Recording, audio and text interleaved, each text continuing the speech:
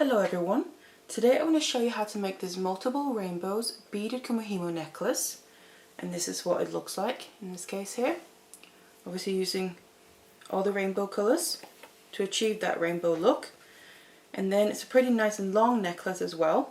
It's about 25 inches in the length of the beaded section itself. Now if you like the length, that's fine. Obviously if you want it a bit shorter, you could really do what you want to. You can either cut off a whole rainbow if you still want complete rainbows in it, and then just stop before the final rainbow, so you have 3 instead of 4, and just add a couple of that last colour at the end.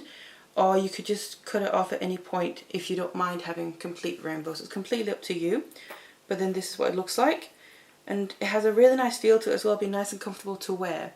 But what I also think, when I made this, I kind of got the whole braid here, I thought it'd be kind of cool to use something like this maybe as a bag handle. I thought, you know, like a long handle for a bag. If you make bags, or if you have a bag maybe you need to have make a handle for some reason.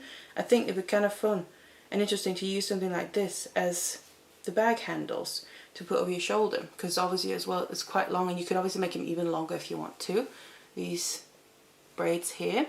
I just thought that was a kind of fun idea and add a bit of interest to a bag.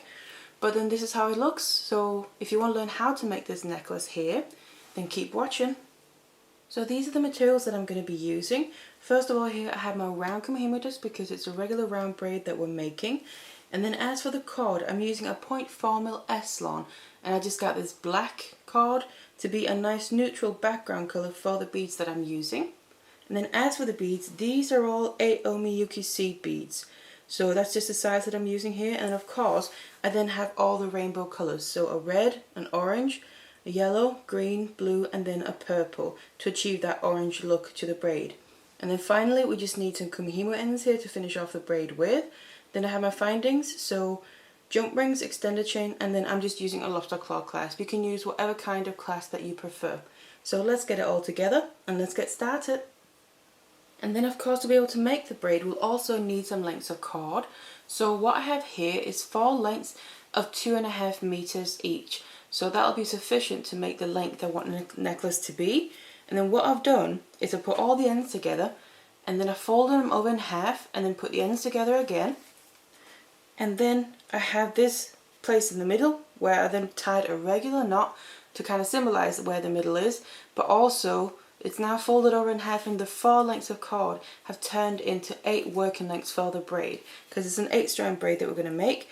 And then around the knot I've just tied a piece of scrap wire here to help pull it out through the disc. You can tie that or you can use Kumihimo weight, it's really up to you. So we need to use these cords and attach them to the disc.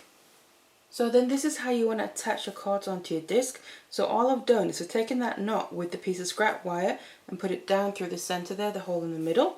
And then I've distributed the cords like this. So I'm not worrying about the numbers.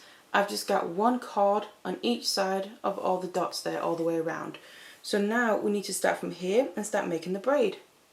So before we start adding in any beads to this, we need to just make a little section of braid at the beginning here, just using the cord to have something to finish off the ends of the braid itself with.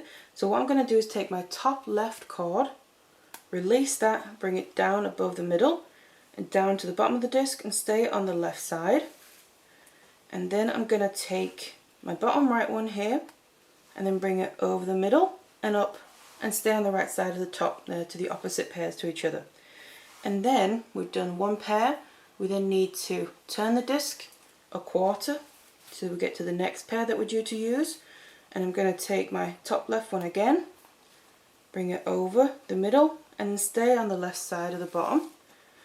And then on this opposite pair on the bottom here, we need to take the bottom right one and bring that up and stay on the right side. And then we turn the disc again in the same direction.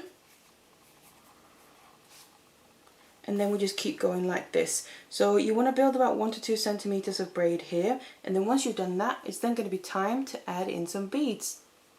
So I now made that little section of braid here. You can see it's coming out on the back. And then what we need to do now is start adding our beads onto all the lengths of cord. So this is then the bead setup for this braid here. Now instead of going through them in this video, because it's quite a lot of beads to go through because it's obviously a long necklace that we're making, I've taken a picture of this setup and I've put that on my website along with a detailed description on how the beads are sitting on each individual card as well in text form. So I recommend going onto my website, which I'll leave a link to that in the description box below there, and have a bit of a closer look on how you need to set up the beads to achieve the pattern that we want. And then this bead setup here that I've done is to accommodate for the way that I work with my braid, so the way that I make my braid. So I take my top left one here, bring that down, then I take my bottom right one and bring that up. So that's just the way that I work with it naturally. So if you start with the top left one or with the bottom right one, either one is the same, then you just set up the beads just like I've done here to achieve the same pattern. But if you start with the top right cord or the bottom left one, then you need to set them up a little bit differently than this. And the way that you need to do it then is in a mirror image to this. So imagine that you have a mirror in front of your disc and they need to add all the beads in that mirror image. So what that means is that start with the top two cords here. So if you start with the top right one or the bottom left, like I said, it's the same thing. I'm going to start with my top left one. But to do the mirror image, you need to then swap over these two cords. Obviously not the cords themselves, but the positioning of the beads. So all the beads on the right one will swap with the left one. And the same on the bottom, they need to swap with each other. And then the side ones, they also need to swap, but they need to swap across the middle. So the top two, the top one on each side, we need to swap across the middle with each other. And also the bottom ones, we need to swap across the middle with each other. And then that's how you achieve that mirror image to this setup here, to achieve the same effect. And then I also just want to mention about the length of this piece. Now obviously it's going to be a necklace, so that in itself is quite long, but this is also going to end up being a fairly long necklace, because what I've ended up with is actually 4 rainbows after each other. So that's just what fit the best in my opinion, and also I quite like a long necklace like that. But obviously if you don't like that, what you could do is you could always just stop the braid at any point if you're not bothered about having full rainbows there. What you could then do, if you do like having the full rainbows, you could just take one rainbow away. So instead you would have 3 rainbows instead. That would shorten it by a fair bit. And what you would do then is, obviously a rainbow goes from red to the purple. So the last ones here, you would then take off the last section of reds to purples. And then you might just have to add a couple more of the final colour, which is the purple. Then you'll end up with 3 rainbows, which will shorten it like I said. But it's completely up to you and your personal preference. And then once you're done setting up all the beads here so they're ready, we then need to continue the braid. So obviously start incorporating the beads into it. But before I do it, I just want to do one final thing as well. So what I usually do is like to work with these bobbins, really only for when I do necklaces, because there's such a long lengths of cord, but also we have long sections of beads, and they look like this. So you just open it up and it's just nice and soft there, and then I would just do one at a time here. So I take my length of cord with my beads on, and then just gonna push these down a little bit, because what we then need to do, the purpose of these bobbins is to, you could say in a way, shorten the length that you're working with, so it just becomes far less likely to tangle and much easier to work with. I'm just going to push all the beads down as well, and then I'm going to grab the end here. What I also like to do, by the way, I always tie a knot at the end of my cords, so in case of anything it always stops the beads from falling off, even when using bobbins as well, just the extra security. And I usually tie 2 knots on top of each other just so it's big enough so the beads can't go over. And then I take the end here, make sure it's sticking out of the bobbin that I obviously opened up, and then I start raveling this around the bobbin. And I don't take all the beads right after each other. I'll usually do a few and then leave a bit of space, just do the cord, and then do a few more beads, do some of the cord, and then just gradually a few beads, a bit of cord, until I'm getting towards the top here, and I don't have that much left. Just going to add a few more beads down, and this just leaves a few beads to work with at a time really, and also just a bit of cord at a time. And I'm going to close it back up, so I have both ends sticking out of it, just like that, the short one as well, and make sure that it doesn't just swirl around on the inside there. And then I have this short length to work with. So you can see I just have a section of the beads that I'm then going to use a bit of time, and then also the cord. And then what you can do, you can then just, if you need a bit more cord, just pull it out like that. So you don't have to open it up when you're pulling out the cord. But then when you need some more beads, I'm just going to open it up, release a few more beads, and then obviously cord as well, because that'll be used up along the way as well. So that's how I prefer to work with my Kumihimo necklaces here, with bobbins, and that's how I use them. So that does make it a lot easier. And I just do that all the way around, so on all the lengths of cord. And then once I've done that, I'm then going to start making and continuing the braid. I then added all my bobbins here all the way around, and I'm then ready to start continuing the braid. And what I'm going to do is just continue the braid how I did it when I just did the first little section with just the cord, except now I'm going to add in the beads. And all I'm doing differently is every time I release a cord, I'm dropping down the very first bead, just one bead at a time, and then make sure it gets tucked in the middle there, underneath the cord, if it doesn't drop in by itself, and then bring it down here, the cord. Then take the next cord. As I'm releasing it, I'm dropping down one bead, and then continuing like that. So you can see it's the exact same movements as it is without the beads. Now it's just every time I move a cord, I'm dropping down one bead. That's the only difference really. And just make sure that the beads stay underneath the cords in the middle here, because that's how the beads end up on the outside of the braid, which makes the pattern. Whereas if they end up on the top of the braid, they end up on the inside of the braid here, which means that they're gonna, it's still a technique that I've done before with other designs, but it's not what we want for this one. So I'm just continuing here. And also I want to mention, as you can see, I'm turning my disc in this direction here. When I finished a pair, I'm turning it like this. For an 8-strand braid, it doesn't actually matter what direction you turn it in. So if I do this next pair, and then do the bottom one here, drop in a bead, I will turn it in this direction just by pure habit, that's what comes natural. But I could equally turn it in the opposite direction. You can see I'm going to reach the exact same pair. And because it doesn't matter whether you start with the top or the bottom one, then you can turn it whatever way. So I just did this one, I will turn it this way normally. So this would be my top left one I would start with, then I take my bottom right one. But if I turn it the other way, then the one that was the bottom one would now become the top one, and I would start with that, and it doesn't make a difference at all. So with an 8-strand braid here, like I said, it doesn't make a difference what direction you turn your disc.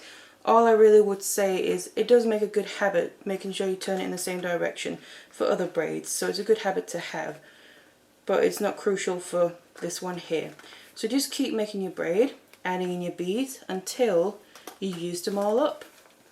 So now continue here making the long braid until you used up all the beads on all the cords here, run out, and then I have my whole long braid underneath, coming out from underneath the Kumihimo disc there. So what we need to do now is just finish off the end. So we need to make a little section of braid here with just the cord, just like we did at the very beginning there. So all I'm going to do is continue with braiding, but now just not adding any beads anymore. So you just continue like this in the exact same way, and then you'll find that the cords will naturally singe in here right at the end. And then again you'll do this for about 1 to 2 centimeters, just so it's equivalent to the other end as well. And when I then have that 1 to 2 centimeters of braid there, I then wanted to secure the end to be able to take this braid securely off my disc now. So what I'm going to do is just, the last pair that I used with these ones here, so I'm going to go to the one that was due to take next. Then I'm going to take cords that are diagonally opposite each other, bring them across the middle and tie a knot. Just like that. And then I'm going to just tighten this all the way down to the end of the braid and leave them out. And then I'm going to take the other two that are diagonally opposite each other from the same pair and also tie a knot. And then tighten that over the end of the braid just like that. And then I want to basically just do the same with the other two pairs as well. So just move to them and then grab cords diagonally opposite each other, tie your knot, tighten it down, and then just take the last two here and do the same thing. So this is not really to finish it off so much, just to secure the end in place really, so we can continue working with it. So finish off the ends without worrying about this coming too undone while we do that. So just the very last one I've done, I've just tied a double knot there, just to make sure it stays in place and doesn't come undone while we continue to work with it. And then that end is now ready more or less. We just got to get rid of the excess cord here, and then we have the whole braid, which is then going to be the necklace obviously, just like that. On this end I just want to remove the wire, so if you use that, remove that.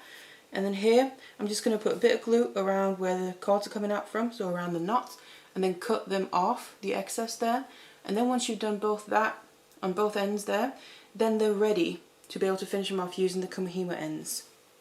Now I've already got a tutorial where I show how I do that using these Kumihimo ends here. So just using some glue and putting them on the ends, and then you have loops in these to attach whatever clasps and findings that you want to use. So I'm going to put a link to that in the description box down below the video here. You can go and have a look at that if you need to. So finish off the ends, add your clasp, obviously let the glue dry, and then you'll have your finished necklace. So this is then what the final necklace looks like when I've finished off the ends here and added my clasp as well. So you get this really nice, obviously rainbow effect with multiple rainbows, but then also with the colours blending into each other. So it does give a really nice effect here.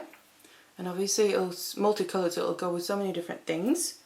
It's kind of really a statement, I think. So you have a nice necklace here, and it's a nice length as well in my opinion. So that's how you make this. So I really hope you enjoyed the tutorial and you like the pattern here. And thank you very much for watching. Hello everyone. Today I want to show you how to make this edged beaded macrame bracelet. And this is the one that I've got here. So this is just the example that I'm going to show you today. I've used satin cord and then a combination of some larger and smaller beads there as well. It's going to look a little something like this. I just attached a clasp here using ribbon ends to finish it off nicely. So this is just the example that I've done, like I said, but you can really achieve so many different looks depending what materials that you use.